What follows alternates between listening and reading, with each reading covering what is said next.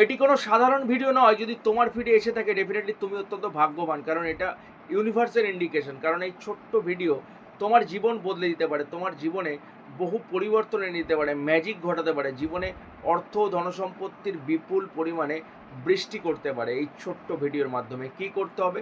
নিজের রান্নাঘরে একটি পরিবর্তন করো, 100% নিশ্চিত জীবনে অর্থ ধনসম্পত্তির কখনো অভাব হবে না। কি করবে?